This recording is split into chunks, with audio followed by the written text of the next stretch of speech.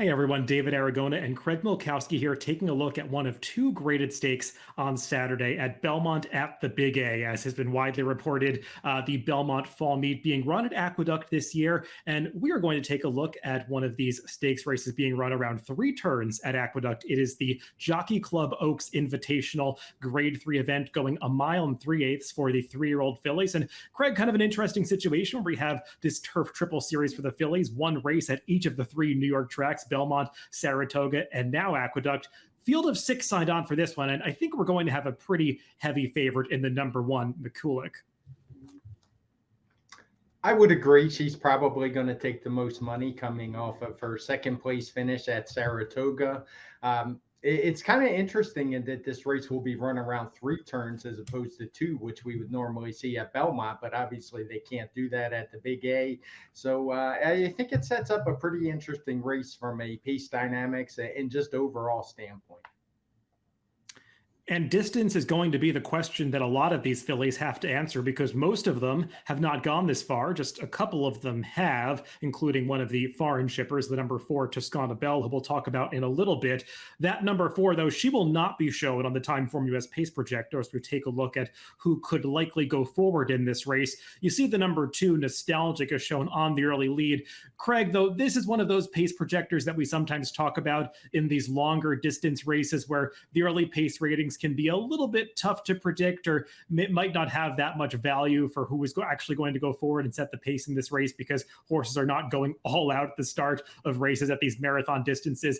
I'd imagine the number 6, Beside Herself, would find herself in front. Possible. She certainly is the one who has been up front. I can understand why we have Nostalgic on the front end.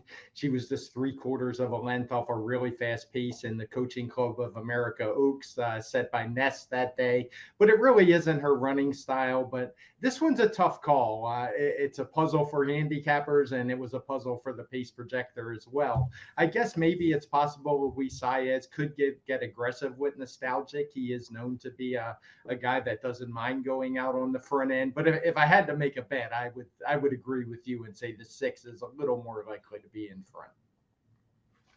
Yeah, the pace scenario definitely a little bit murky in this one. Horses have been successful on the front end, but haven't used that running style consistently. The number 3, Canisi, another horse that has won in gate-to-wire fashion, but we'll see what kind of tactics her connections decide to employ in this Jockey Club Oaks on Saturday.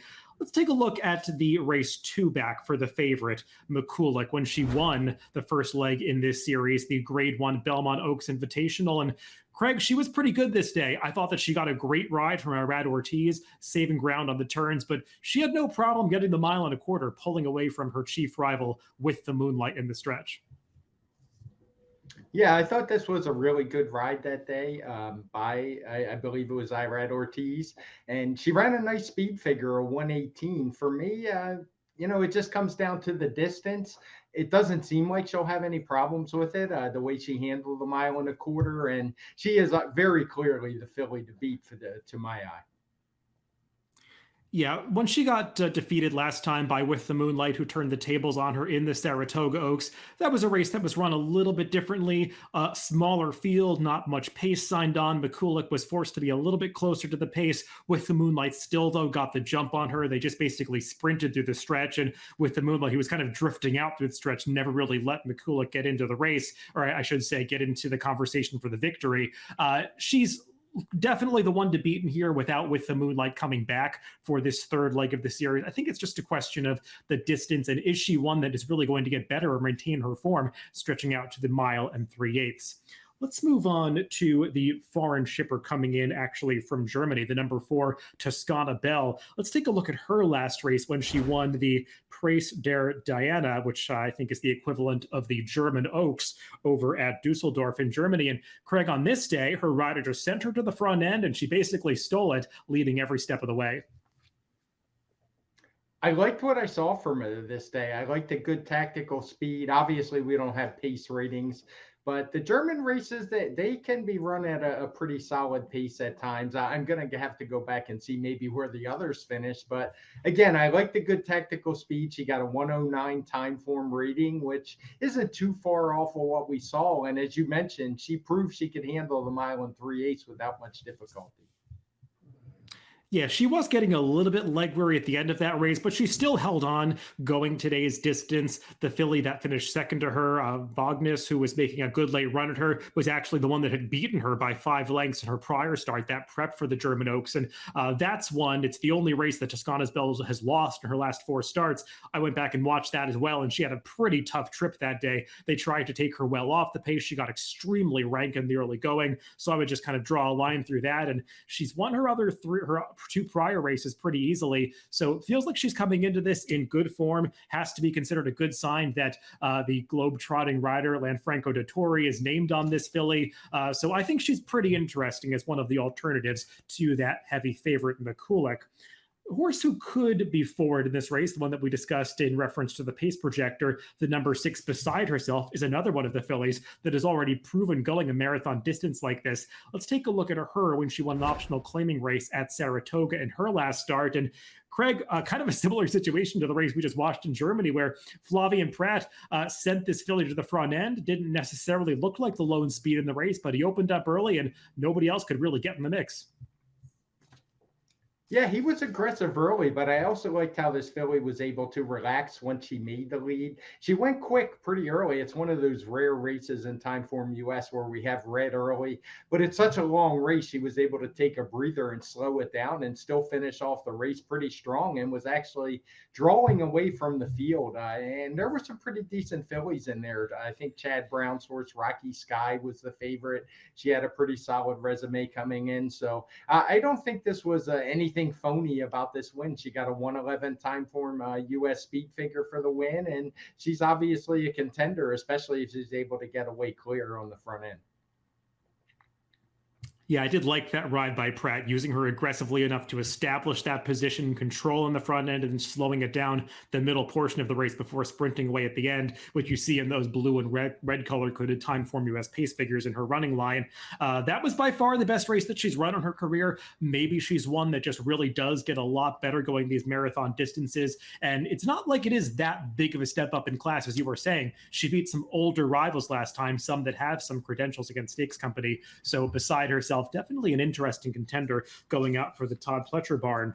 Another one that shouldn't have much trouble with the distance, even though she's stretching out to it for the first time, is the number 5, Miss Yearwood. Let's take a look at her last race when she made her turf debut at Ellis Park, beating Allowance Company. And Craig, this came going a mile and a 16th, but she had already proven her stamina going longer on the dirt in races prior to this. Right. She had won at a mile and a quarter before.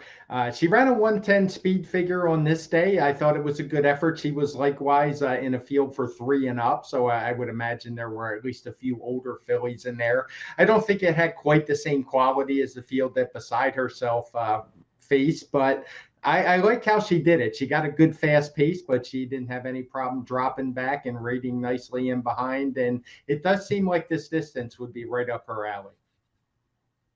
Yeah, I agree with that. It seems like stamina is really not an issue for this filly, given the fact that she did win going the 10 furlongs at Churchill Downs on the dirt earlier in the year.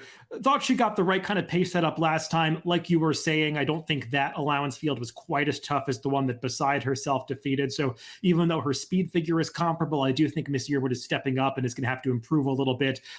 We'll also see how much pace she gets up front, because she does seem like a filly that really does need some help on the lead if she's going to have her best chance as a deep closer, but she did seem to handle the turf just fine in her last start. Let's wrap up this race by talking about the 2 horses that we have not yet mentioned. One of those is Kanisi, who is coming off a somewhat disappointing 6th place finish in the Risk Averse last time, which was her stakes debut. She was successful when they sent her to the lead 2 back, Craig, in that allowance optional claimer at Saratoga, but she did get to control a pretty slow pace that day. Her wins have both come in races without a lot of pace, so it's a little tough read for me.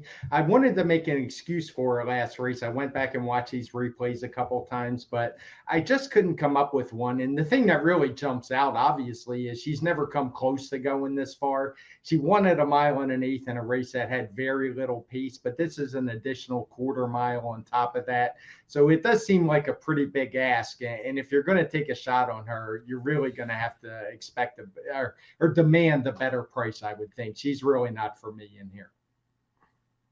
And while she is a daughter of Point of Entry, her dam has really produced many more sprinters. She's actually Canisia half sister to Karatari, who is a stakes winning turf sprinter that has really had all of his success going 5 and 5.5 furlongs. So we'll see if she's so different from her siblings that she's able to handle this mile and 3/8 distance. But like you, I would need a big price if I were going to go for her. And the final horse that we haven't really talked about much in depth is the number 2 Nostalgic, who did make one start on turf early in her career. It was not particularly successful at Gulfstream. Since then, she's done better on the dirt, but Craig, she'd have to improve quite a bit on even her recent dirt form to beat this field, and it's unclear if turf is the surface for her. Yeah, I would agree. I was hoping to be able to make an excuse because that Gulfstream course, we've talked about it before, it's so much different than the courses these horses see when they ship north to Kentucky and New York. But she just really didn't do any running at all. And her races on either side of that one were both on dirt. She ran much better speed figures. So for me, this almost seems like a concession that she's really not a top class filly on the dirt. So why not give her another chance on the turf? It's not a very big field, just 6 horses, obviously. So seems like more a reach for me than really thinking she's going to be a contender here. Well, let's throw up our top picks for this race. And Craig, based on our comments, I think we're in pretty much agreement here. We both went against McCulloch slightly with the number 4 Toscana Bell, the German shipper. It just feels like she got the distance last time, beat a field that looks to me like it was okay, at least based on that time form rating. And I like the versatility that she's shown with her running style in a few of her races. She's not one of these Euros that has to be out the back early. She does have some tactical speed. Right. I like the good tactical speed. And I also think the German shippers tend to be underrated here in the States, but they're actually really bred to go these longer distances. Should be right in her wheelhouse. And I mean, McCulloch's fine. She's a good horse. If I was going to play verticals in this race, I would probably just play a straight exacta with her second. It was basically a coin toss for third or fourth. I could have went either way on those, but I do like Toscana Bell quite a bit in here to be able to handle McCulloch. Yeah, for me, and as I assume for you, it was just a question of price. McCulloch is probably going to be extremely short. I've got her at 4 to 5 on the morning line, and Toscana Bell could be 3 times that. So seemed like the right value play to me and Craig in the Jockey Club Oaks on Saturday at Belmont at the Big A. Good luck if you're playing the races this weekend.